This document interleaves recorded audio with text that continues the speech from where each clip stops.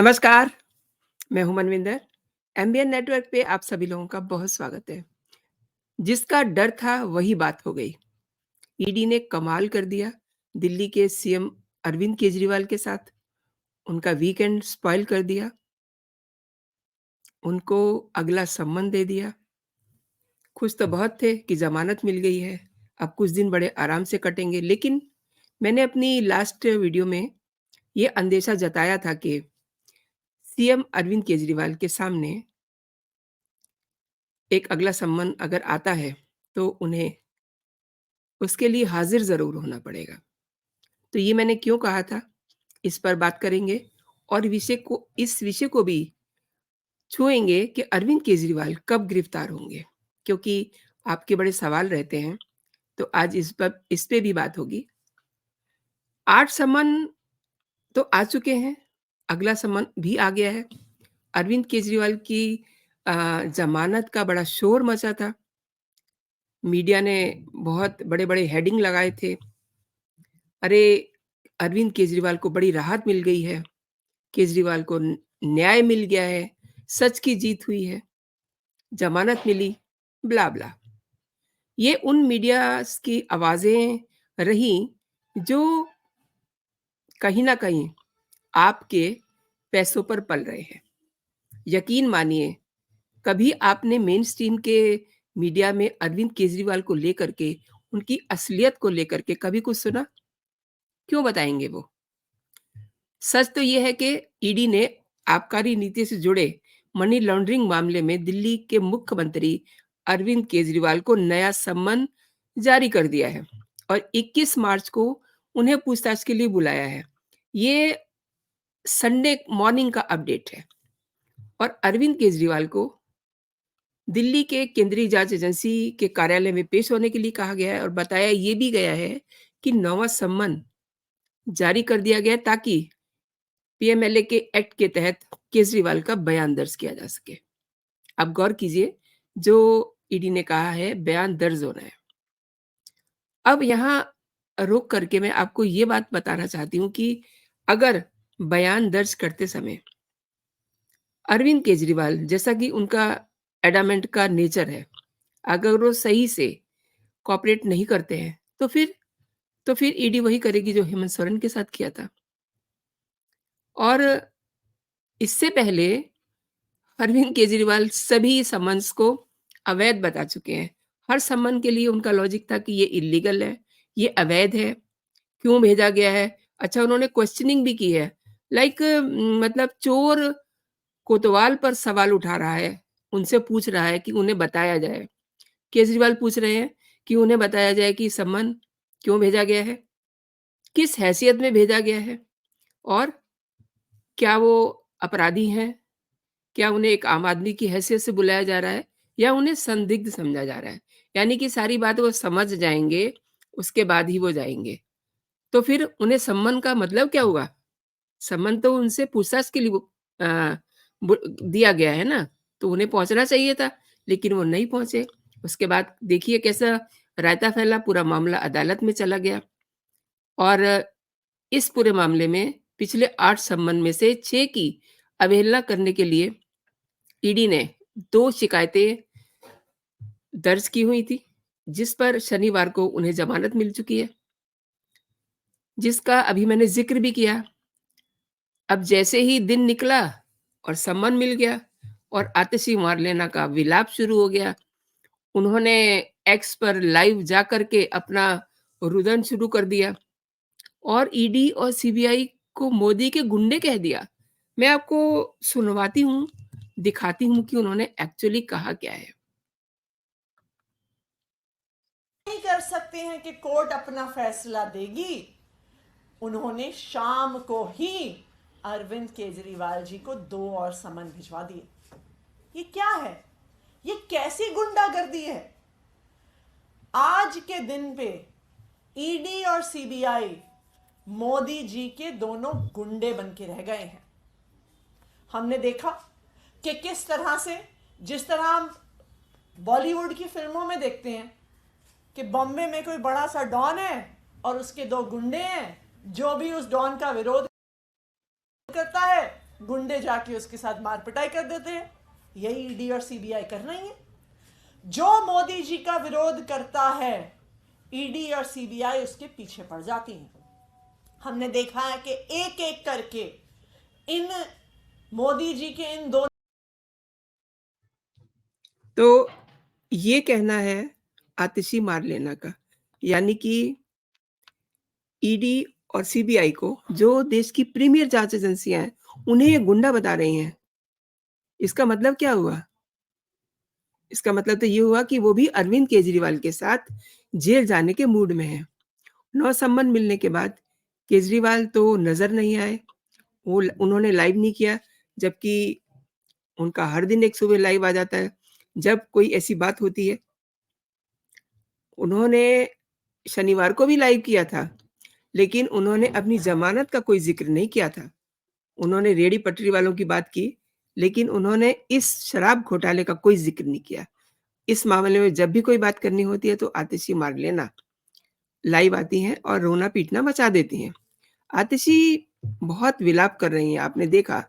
प्रधानमंत्री नरेंद्र मोदी को भी बुरा-भला कहा उन्होंने। गजब मोहब्बत है इनकी सीएम के प्रति। आई मीन आतिशी की लाइव में कह रही हैं कि मोदी ने गुंडे छोड़ दिए हैं, उन्हें केजरीवाल के पीछे लगा दिया है।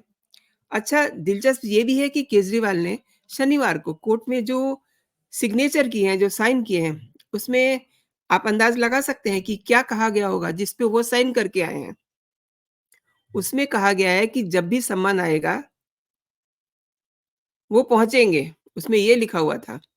ऐसा होता है ना, एक ड्राफ्ट बना रहता है और उसके नीचे साइन करके सबमिट कर दिया जाता है, और उसकी वर्डिंग ये थी कि जब भी ईडी सम्मन भेजेगा, मैं पहुँचूँगा। अब अब सम्मन पर पहुँचना ही होगा, और आप जानते हैं कि कविता जेल पहुँच चुकी हैं, और कविता जाने से पहले कुछ बातें ईडी के कान में कह के भी गई हैं।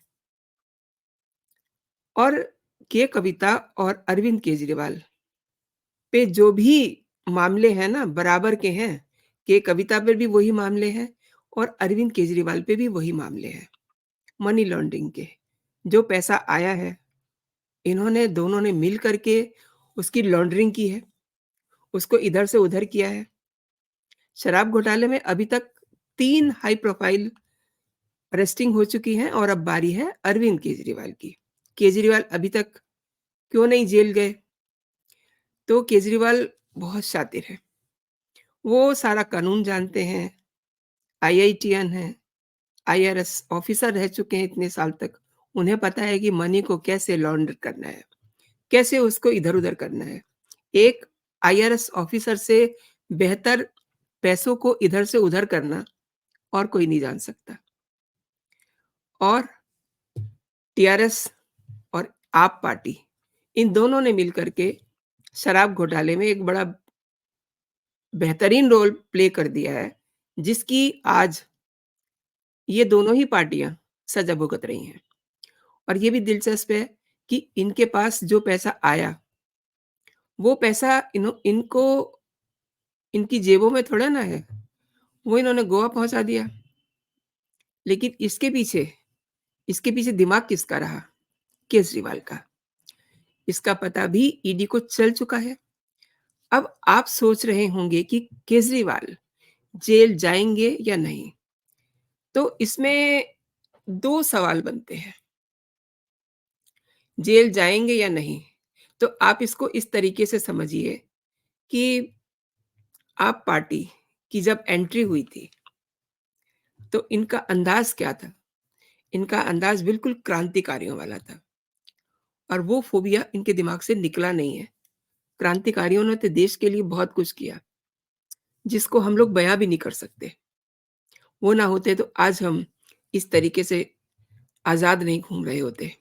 जो आज हम हैं, उन क्रांतिकारियों की बदौलत ही हैं, और ये उनकी नकल कर रहे हैं, जो ये खुद अकंठ भ्रष्टाचार में डूबे हुए हैं, और ये कहते क्या हैं कि इनसे बड़ा कोई क्रांतिकारी नहीं दिखे। और ये कह करके आज इन्होंने देश को बता दिया कि ये क्या है, ये क्रांतिकारी नहीं है, ये भ्रष्ट है। और क्रांतिकारी बनने के लिए केजरीवाल माइंड गेम खेल रहे हैं, अभी भी इन्हें लगता है कि ये क्रांति कर रहे हैं। अच्छा, ये मैं अक्सर कहती हूँ कि केजरीवाल से ज़्यादा शाणा बंदा कोई नहीं है और परसेप्शन क्रिएट करने में तो उनका जवाब ही नहीं है। वो डे 1 से कह रहे हैं कि मैं कट्टर ईमानदार हूँ। अब शायद शनिवार के बाद से वो ये बात ना कह सकें, क्योंकि अब उनके गले में पट्टा डल चुका है कि वो ज़मानत पर हैं। अब मैं आती हूँ इस सवाल पे कि जेल वो कब जाएँगे? तो जेल जाएँगे या नहीं जाएँगे, दोनों के उत्तर अलग-अलग है दोस्तों। जेल जाएँगे का उत्तर ये है कि जेल तो ज़रूर जाएँगे, लेकिन कब जाएँगे, अब ये एक बहुत लंबी बहस का विषय है। इसमें चुनाव, इसमें ईडी की कार्रवाई, इसमें केजरीवाल का सही तरीके से ईडी को सहयोग करना, तीनों ही चीज़ें शामिल हैं। क्यों? क्योंकि अरविंद केजरीवाल इज़ सच ए शातिर पर्सन, उन्हें ये पता है और वो उनका जो टाइम था, उसमें वो अपनी जो उनकी एक स्ट्रैटेजी थी, उसमें वो कामयाब हो गए हैं। वो उस दिन तक इस पूरे मामले को खींच के ले आए हैं। लेकिन जो वो सोच रहे हैं, वो सही नहीं सोच रहे हैं, वो गलत सोच रहे हैं। उन्होंने सिग्नेचर कर दिए हैं कि ईडी जब भी बुलाएँगे, वो हाज़िर ज़रूर होंगे। तो अब उन्हें हाज़िर तो ज़रूर होना पड़ेगा। अब ये ईडी के ऊपर डिपेंड करता है और ऑब्वियसली केजरीवाल पे भी डिपेंड करता है कि वो किस तरीके से और कितना सहयोग देते हैं। कोई बड़ी बात नहीं है, चुनाव हो रहा है देन सो व्हाट? उनकी जितनी इज़्ज़त, सम्मान होना था वो तो हो चुका। बड़े कट्टर ईमानदार बनते थे ना, तो उनकी सारी हेकड़ी निकल चुकी है। उनको गर्दन झुका कर के कोर्ट में जाना पड़ा, जहाँ पर उन्हें मजिस्ट्रेट ने किस तरीके से बुलाया कि आरोपी को बुलाया जाए। तो आप समझिए कि एक सीएम, राष्ट्रीय राजधानी का सीएम, एक आरोपी बन कर के मजिस्ट्रेट के सामने खड़ा था और उसने चुपचाप से साइन किए एंड विदिन 7 मिनट्स वो वहाँ से निकल जाते हैं। लेकिन ये जो खेल था, ये अब खेल डरावना खेल शुरू हुआ है केजरीवाल के लिए। अब आपका जो सवाल है कि वो कब गिरफ्तार होंगे, तो मैं ये बताना चाहती हूँ कि गिरफ्तारी उनकी तो कभी भी हो सकती है। अब ये जो गिरफ्तारी करने का काम है, वो ईडी का काम है। लेकिन सारे हालात, सारे साक्ष्य, सब कुछ ये बता रहे हैं कि केजरीवाल को कभी भी गिरफ्तार किया जा सकता है, क्योंकि उन्होंने शनिवार को जो साइन किए हैं, उसी में वो फँस गए हैं। मैंने जो लास्ट वीडियो बनाया था, मैंने उसमें ये ख़ास तौर पे बात कही थी कि वो कुएँ से निकले हैं और खाई में गिर गए हैं। कुएँ से तो निकल आए हैं, लेकिन अब जब खाई में गिरेंगे ना, खाई तैयार है उनके लिए। खाई में गिरेंगे तो वहाँ तो बहुत कुछ होता है। वहाँ से निकलना बहुत मुश्किल हो जाता है। आपको रास्ता भी नहीं समझ में आता। तो वही हालात बन रहे हैं और ईडी शराब नीति मामले में पहले ही मुख्यमंत्री को 8 समन भेज चुकी है। अब एक और भेद है, आतिशी मार्लेना की बात जो मैंने सुनी, उससे मुझे लग रहा है कि उन्हें 2 समन भेजे गए हैं। 2 समन एक साथ भेजने का मतलब मुझे समझ में नहीं आ रहा है।